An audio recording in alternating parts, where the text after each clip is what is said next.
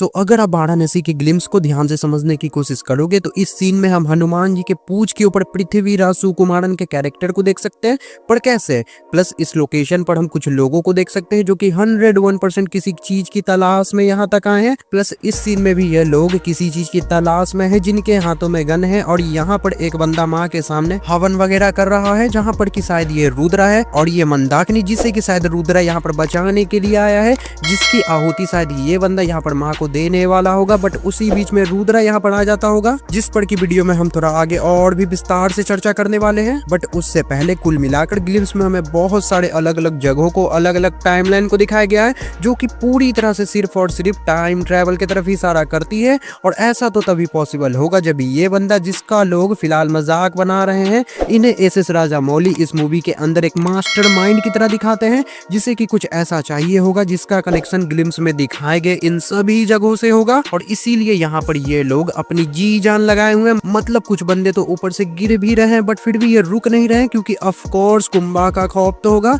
But क्या मतलब आखिरकार इन लोगों को तलाश किस चीज की होगी और कैसे रुद्रा इन सबसे कनेक्ट होगा, सब कुछ जानेंगे आज की इस वीडियो में बिना वक्त बर्बाद किए।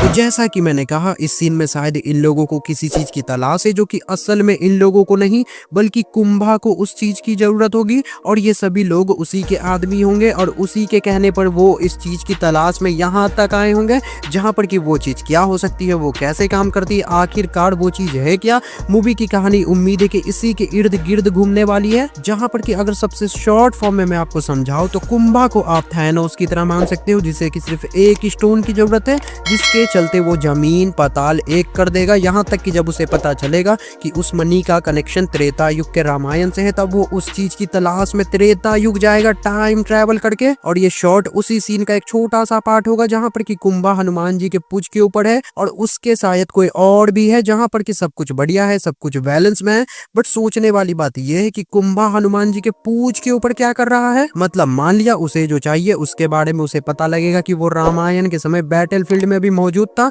तो कुंभा ऑफ कोर्स उसी चीज को पाने के लिए यहाँ तक आएगा। बट हनुमान जी का पूंछ, तो यहाँ पर ऐसा हो सकता है कि कुंभा बैटल फील्ड तक पहुंचकर उस चीज को पाने के लिए ही हनुमान जी के पूंछ का इस्तेमाल करेगा, क्योंकि ऑफ कोर्स अगर वो ऐसे ही इसी कंडीशन में रामायण के युद्ध तक जाने का कोशिश करेगा तो वानर सेना का तो पता नहीं, बट रावण के राक्षस उसका क्या हल करेंगे मैं आपको बता नहीं सकता। प्लस अगर आप इस सीन पर ध्यान दोगे तो इस सीन में कुंभा बैटल फील्ड की तरफ बढ़ रहा है, क्योंकि शायद उसे जो चाहिए वो उसी बैटल फील्ड में होगा। प्लस इस सीन में जैसे ही श्री राम बाण चलाते हैं, उनके बाण से एक अलग ही तरह की एनर्जी क्रिएट होती है, जो कि सीधे सीधे पहुंचती है मणिकर्णिका घाट तक। जहां पर कि अगर आप इस सीन पर ध्यान दोगे तो इस सीन में कुछ तो हो रहा है, जैसे में या तो यहाँ पर यह एनर्जी किसी चीज के ऊपर गिरेगी, या फिर इस एनर्जी के कारण ही यहाँ पर जो हो रहा है वो होगा। और फिर इसके बाद आता है ये सीन, जहाँ पर कि हर कोई इस सीन को लेकर थोड़ा बहुत डाउट में है, बट कोई भी इस सीन में चल के आ रहा है उस पर चर्चा नहीं कर रहा है, क्योंकि एस राजामौली ने तो यह कंफर्म कर दिया है कि महेश बाबू इस मूवी में भगवान राम का रोल प्ले करने वाले हैं।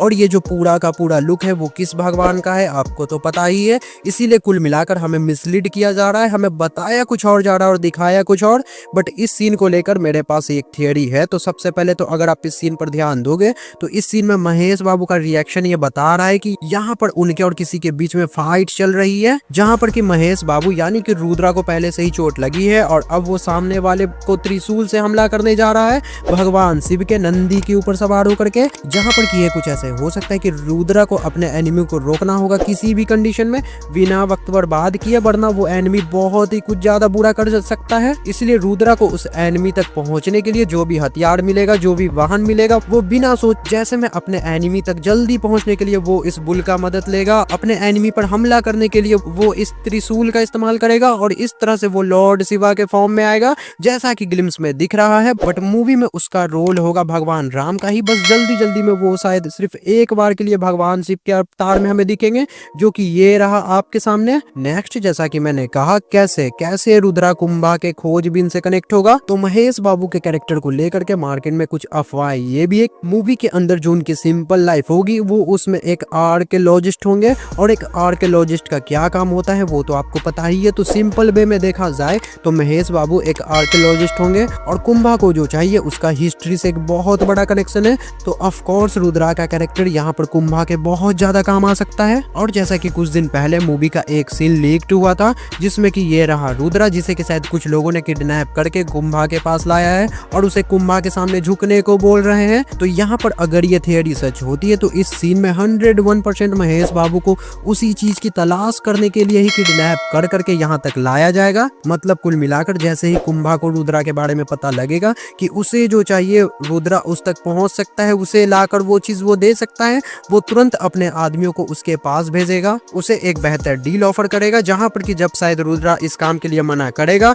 तभी ये लोग उसे किडनैप कर लेंगे। जिसका एग्जाम्पल ये रहा आपके सामने, जहां पर कि ऑफ कोर्स रुद्रा की भी कोई ना कोई कमजोरी जरूर होगी, इसीलिए उसे ना चाहते हुए भी कुंभा के लिए ये काम करना होगा और इसीलिए वो इस सीन में भी मौजूद है, इस सीन में भी मौजूद है और हो ना हो वो इस सीन में भी मौजूद ही होगा, जहां पर कि रुद्रा इन सभी जगहों पर कुंभा के उसी चीज की तलाश में ही आएगा जो कि उससे मिलेगा कि नहीं पता नहीं। बट अगर रुद्रा इस सीन में भी मौजूद होगा तो इस सीन में हमें महेश बाबू डबल रोल में देखने को मिलेंगे, जिसमें से कि एक में तो वो भगवान राम के कैरेक्टर में होंगे और दूसरी में वो रुद्रा के कैरेक्टर में होंगे, जो कि कुंभा के साथ यहाँ तक टाइम ट्रेवल करके आएगा उसके लिए, उस चीज को ढूंढने के लिए, जो कि शायद कुछ और नहीं बल्कि संजीवनी बूटी हो सकती है, जिसे पाकर कुंभा अपने इस बीमारी को ठीक करना चाहेगा और इसीलिए वो संजीवनी बूटी को ही पाने के लिए इतना बेचैन होगा कि उसे त्रेता युग में भी जाना पड़ जाएगा। बाकी ये थियरी, ये कहानी सब कुछ मेरी एक फैन थियरी की तरह है जो कि पूरी तरह से गलत भी हो सकती है, तो हर बार की तरह यहाँ पर ज्यादा सीरियस होने की जरूरत बिल्कुल नहीं है कि मूवी की कहानी एकदम ऐसी ही होगी। इसीलिए ये वीडियो, ये थियरी कैसी लगी वो आप कमेंट बॉक्स में जरूर बताएं, बट इसे एकदम थियरी की तरह ही ले, सच में ना ले।